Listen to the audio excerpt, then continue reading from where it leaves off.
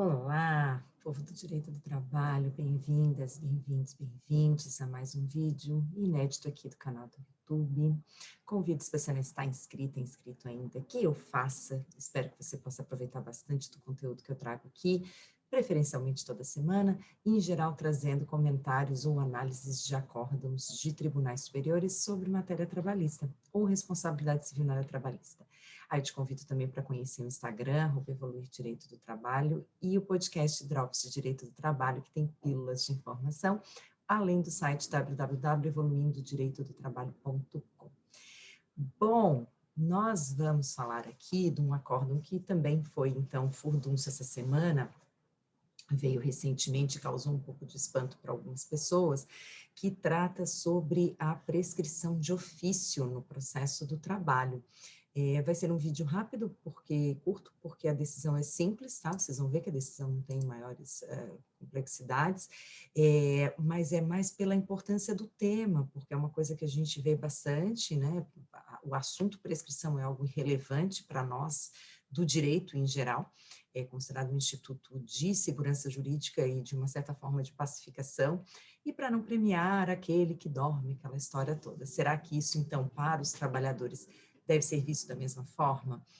Devo dizer a vocês que isso começa com a mudança, então, do CPC, passando a permitir a declaração de ofício da prescrição pelo juiz. Então, surge o debate se isso também poderia acontecer no processo do trabalho, ou seja, em relação a pretensões de créditos trabalhistas.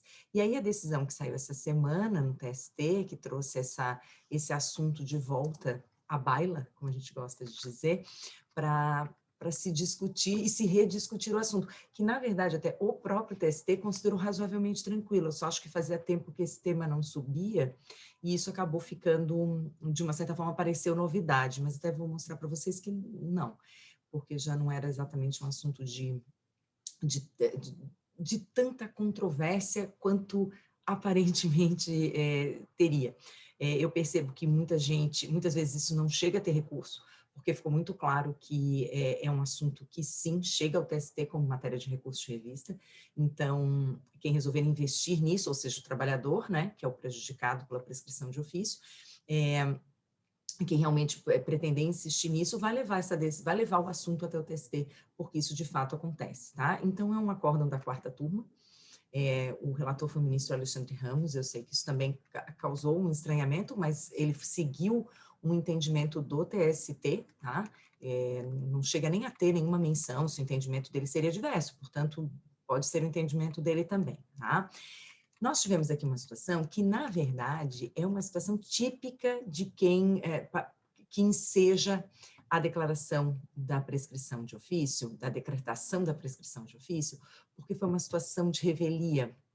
Normalmente são os casos de revelia que acabam trazendo essa possibilidade, porque como a prescrição sempre foi uma matéria que pode ser alegada, inclusive no tribunal, mesmo quando não vinha em contestação, quando não vem em contestação, ela vem alegada numa petição à parte, e ela vem alegada numa petição de recurso ordinário. Então, como pode ser alegada até em instância ordinária, é bastante comum que, mesmo que ela não venha como matéria de defesa, que é onde se espera na contestação, depois o réu acabe se atentando e acabe levantando a prescrição como prejudicial de mérito, gente, porque prescrição não é preliminar, ela é prejudicial de mérito, tanto que ela está no artigo 487 do CPC e não 485, é uma das formas de extinção com resolução do mérito, e isso é uma coisa importante, dizer, mas no fim dá tudo na mesma, se é preliminar ou se é prejudicial de mérito. Não é, porque quando você considera que você julgou o mérito, aqui você tem duas consequências, uma necessária, a outra para debate, mas necessariamente significa que não pode entrar com outra ação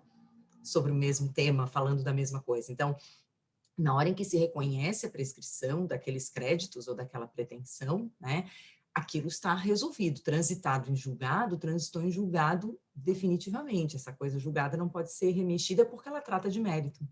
Quando a gente fala de extinção sem resolução do mérito, ou seja, pelas preliminares mesmo, como, por exemplo, uma inépcia, uma carência, a matéria de fundo pode ser novamente discutida, desde que corrigida essa falha que gerou a extinção sem resolução do mérito. Então, não resolvido o mérito, a demanda pode ser novamente proposta. dentro de um prazo prescricional. Nem vou falar aqui de interrupção, suspensão, impedimento, mas pode ser proposta. Resolvido o mérito, e a isso se aplica, inclusive, resolvido por prescrição, não é possível se levantar, trazer de novo esse assunto numa nova ação. O que aconteceu? O reclamante propôs o recurso de revista, né? Porque ele, então, tinha sido prejudicado pela decretação de ofício da prescrição. Ele trouxe divergência jurisprudencial, e aí a primeira coisa que a gente tem que ver aqui, né, é se tem a tal da transcendência, né, que é sempre o requisito que o TST vai analisar, e foi reconhecida a transcendência política da causa. Por quê? Porque tendo essa divergência jurisprudencial, trouxe a importância de que o assunto seja sedimentado. Então, qual é o objetivo dos tribunais superiores? É uniformizar o entendimento. Então, sempre que se traz uma matéria cujo entendimento já é uniformizado pelo TST, eles vão entender que tem transcendência política, porque é necessário que se mantenham as decisões na mesma linha daquilo que já está sedimentado, fixado pelo entendimento do TST. Então, ele entendeu, né, que era o caso de subir, de se apreciar o recurso de revista. E aí a controvérsia era sobre a pronúncia de ofício da prescrição, prevista atualmente no artigo 487, inciso 2º do CPC, vou ler para vocês. Haverá resolução do mérito quando o juiz decidir de ofício ou a requerimento sobre a ocorrência de decadência ou prescrição. Então, vamos ver. E aí eles tinham mantido o TRT regional, né, o regional tinha mantido, o TRT regional bom, né, o TRT tinha mantido a sentença que reconheceu de ofício a prescrição quinquenal, e aí das pretensões anteriores a determinada data aqui, né, que é isso, não interessa para nós. E aí vejam, gente, então, o que é esse instituto da prescrição, né? A prescrição a gente considera hoje em dia, porque a gente melhorou o desenvolvimento desse tema, a prescrição é a perda da pretensão pelo decurso do prazo e a inércia do titular. Então, a gente não diz que é a perda da ação, porque a ação é um direito constitucionalmente garantido. Então, você pode entrar com ação, inclusive se a pretensão estiver prescrita. Inclusive, se não puder mais cobrar o crédito por conta da prescrição, pode entrar com ação. Isso não vai impedir. Então, dizer que a prescrição é o fim da ação, que a prescrição é a perda do direito de ação, como antes se dizia, não se usa mais, porque o direito de ação é constitucional e ele pode ser exercido ainda que seja o caso de prescrição. Claro que isso tem uma lógica. A lógica também disso, de não ter a perda da ação, é porque sempre foi considerada matéria de defesa. Sempre foi considerada matéria de defesa do devedor. É uma das formas de defesa do devedor. Então, é um fato impeditivo, né? Que eu gostaria muito que você fosse realmente credor, mas acontece que está prescrito. Então, está prescrito o seu crédito. Então, assim, você traz isso como uma matéria de defesa, e sendo matéria de defesa, o titular do direito sempre tem o direito de agir. Ele sempre vai ter o direito de ação, porque vai que o réu não levanta a prescrição. E, gente, se a gente tem hoje um dispositivo que prevê a possibilidade de decretação de ofício, é porque nem todo mundo trazia isso na defesa. Não parece isso? Pelo menos a mim parece. Porque se, obviamente, todo mundo levantasse a prescrição, a gente não precisaria de um dispositivo que diz que o juiz, então, pode resolver o mérito decidindo de ofício a ocorrência da decadência ou da prescrição. De ofício, a decadência é algo que já se entendia mais, porque a decadência é a perda, para muitos era a perda do direito propriamente dito, principalmente quando você fala de sentenças condenatórias. De sentenças constitutivas, mas não é exatamente comum você transformar algo que sempre foi matéria de defesa como uma matéria que pode ser decidida de ofício, porque dá a impressão de que é matéria de ordem pública. Até uma pessoa tinha me perguntado isso no Instagram, mas não é matéria de ordem pública? Matéria de ordem pública, gente, é inépcia, por exemplo, é aquilo que o juiz tem que decidir. Incompetência absoluta é matéria de ordem pública. A prescrição nunca foi considerada matéria de ordem pública, sempre foi, pelo contrário, considerada do interesse do devedor. Então, o juiz não tem que declarar de ofício porque é interesse do devedor levantar aquela prejudicial de mérito e, com isso, não ter que fazer o pagamento. Mas o CPC entendeu diferente e veio essa previsão, tá? Por razões que a gente não sabe muito bem, mas existem diversas teorias sobre isso, a prescrição dos créditos trabalhistas tem previsão constitucional. É extraordinário, não tem previsão de prescrição de crédito de nenhuma origem, mas trabalhista tem. Como tem gente que é muito generoso no entendimento e no desenvolvimento dos temas, há autores que entendam que a previsão constitucional do prazo prescricional é para impedir que se reduzisse ainda mais. Então, está na Constituição, porque aí não tem lei ordinária que mude. Então, são 5 anos dos créditos, dentro de 2 anos após a extinção do contrato de trabalho, como regra geral. Tá, para créditos trabalhistas. Então, inclusive hoje em dia o FGTS, né? Então, dentro dos 2 anos depois da extinção do contrato, os créditos dos últimos 5, ou seja, quanto mais você demorar dentro desses 2 anos, menos créditos você tem, porque volta 5 anos do ajuizamento da ação, e não da extinção do contrato, que era uma coisa que antes se discutia. Então, se o contrato acabou no dia 20 de maio de 2020, tem até 20 de maio de 2022.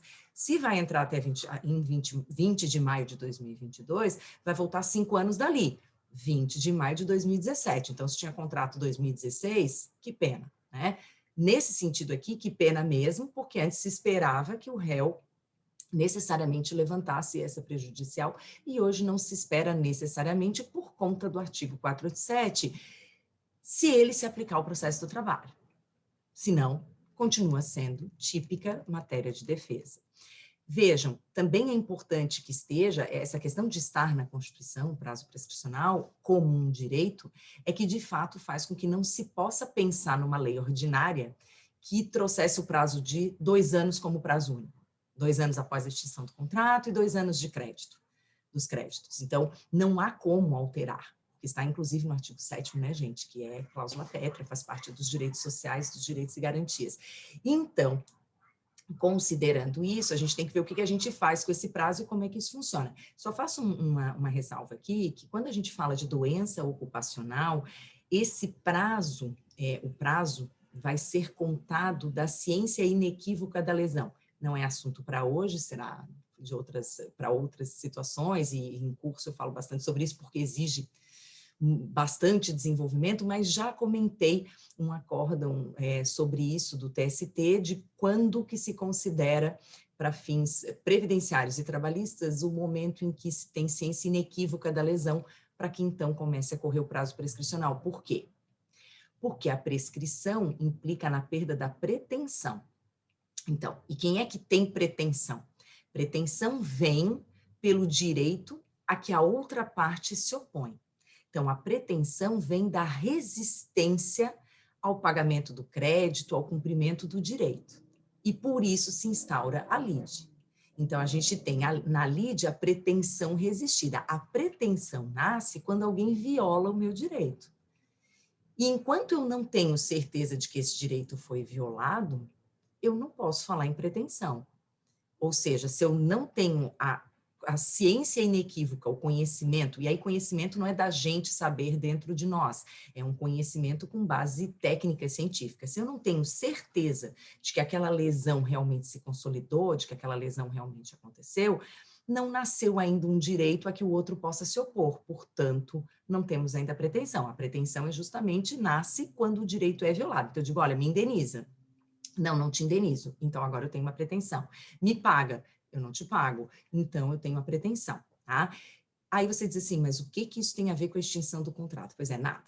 Aí essa é uma outra questão, tanto que tem gente que fala que até hoje que o prazo de 2 anos seria decadencial, porque ele conta da extinção do contrato de trabalho, então é só uma medida de realmente segurança jurídica, porque esse prazo de 2 anos na extinção do contrato de trabalho é como se você presumisse que toda rescisão do contrato de trabalho tem um direito violado. E isso não necessariamente é verdade. Inclusive, o direito pode não ter sido violado na rescisão, e sim durante o contrato, que é o mais comum.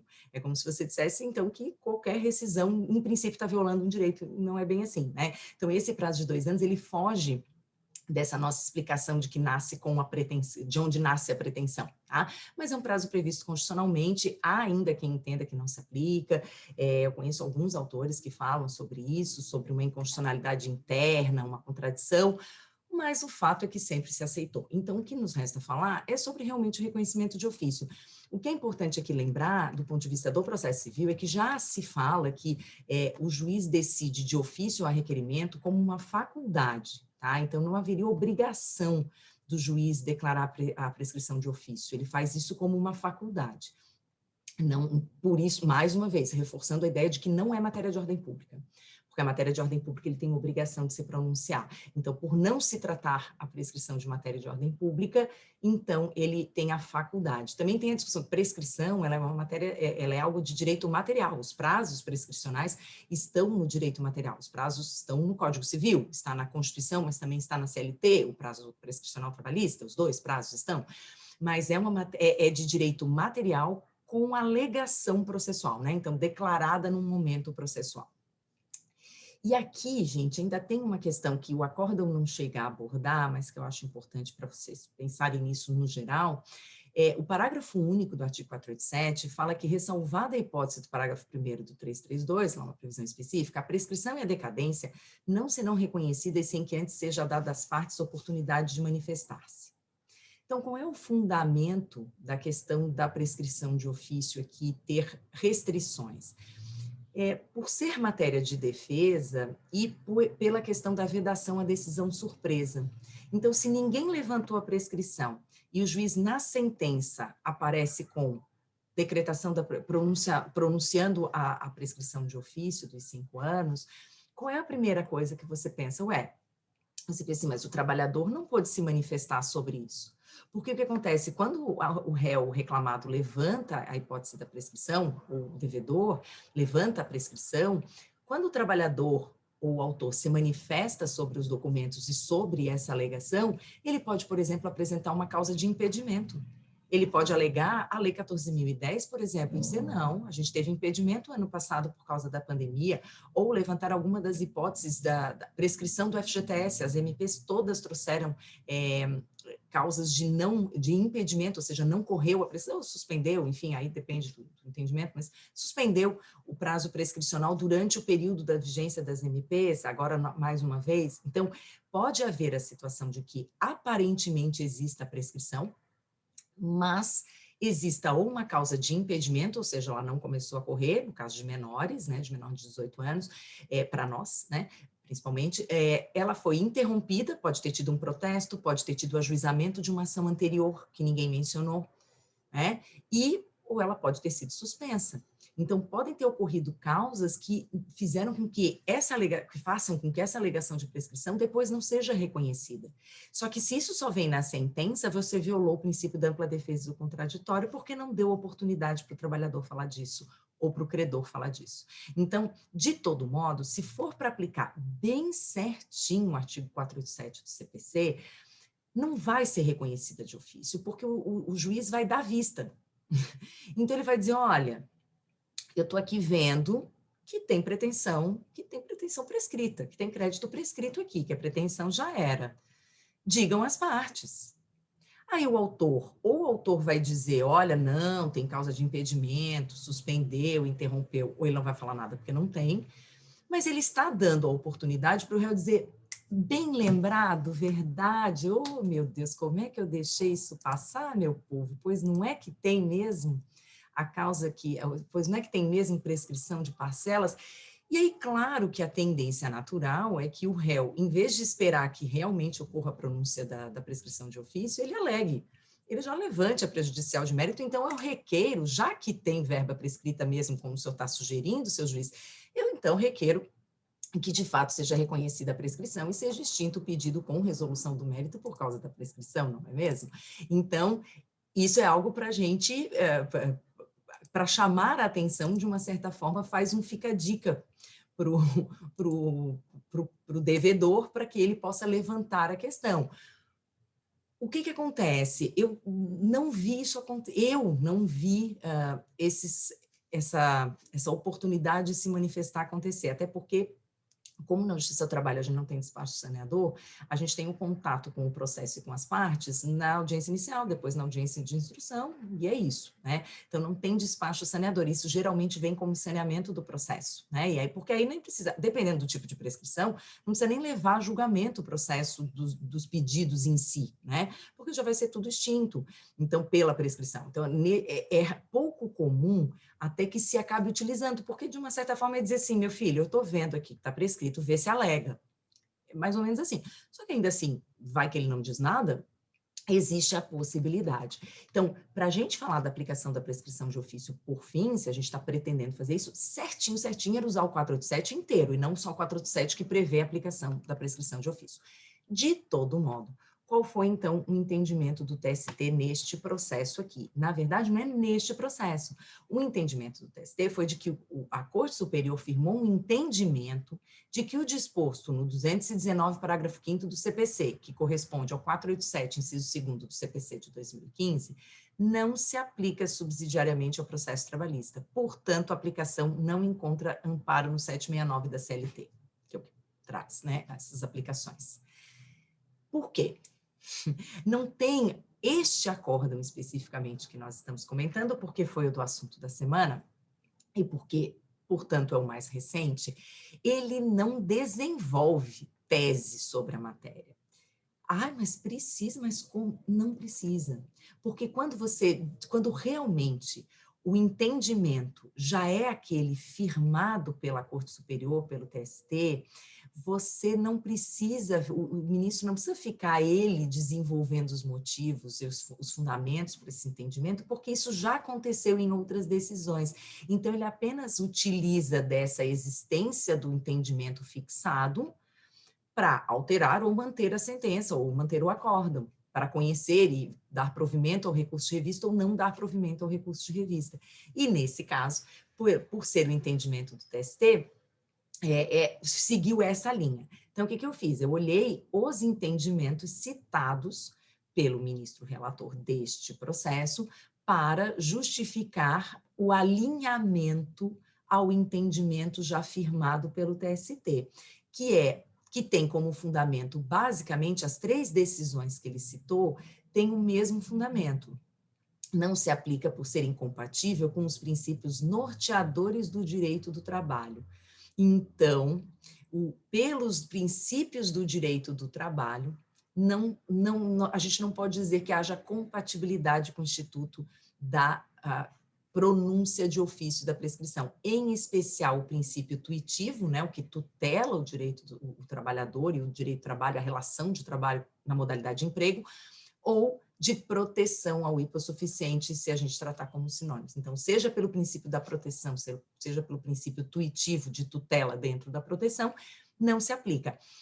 Vejam, claro que alguém pode trazer até um contraponto no seguinte sentido, por isso que eu comecei dizendo que prescrição é de direito material. A sua alegação e declaração são no processo, mas o instituto é de direito material. E isso é muito importante porque se o instituto é de direito material, eu trago os princípios de direito do trabalho. Por que eu estou dizendo isso? Porque não existe o princípio da proteção aplicável ao processo do trabalho.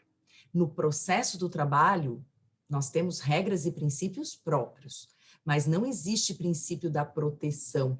Claro, nós vamos ter, às vezes, inversão do ônus da prova, mas pelo quê? Pelo princípio da aptidão da prova, pela necessidade da dinâmica da prova, e não pela estática, mas por situações específicas. Mas nós não temos lá princípio da proteção da norma mais favorável no processo. A gente não escolhe aplicar o CPC ou a CLT por ser um ou outro mais benéfico no processo. A gente escolhe por compatibilidade ou não. Se tem na CLT, aplica a CLT, não tem na CLT, a gente aplica o CPC.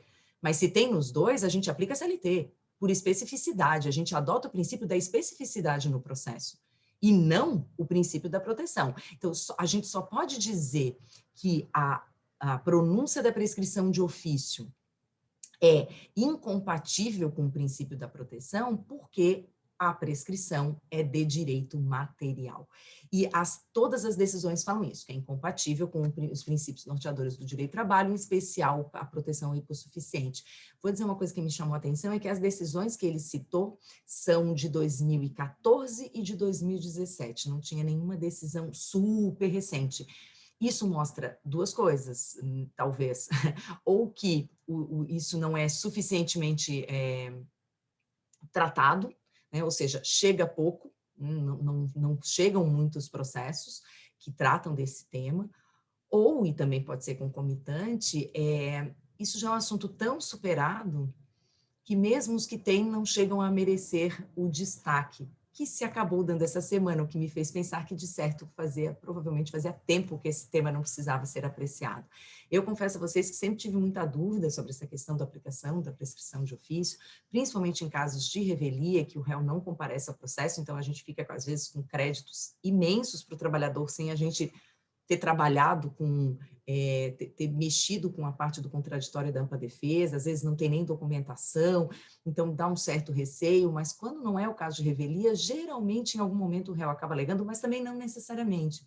Até por isso que eu tinha falado da questão dos dois lados do 487 aqui, porque o primeiro lado é esse, que é uma faculdade do juiz, né, que depois de alegado pela ré não é mais faculdade, a gente tem que apreciar, né, a prejudicial de mérito que está sendo levantada. E a outra questão é essa do parágrafo único, que aí tem isso, como que se faz essa oportunidade, né, como, se essa oportunidade, inclusive, de se manifestar, já meio que já não tiraria essa possibilidade da prescrição ser realmente declarada de ofício.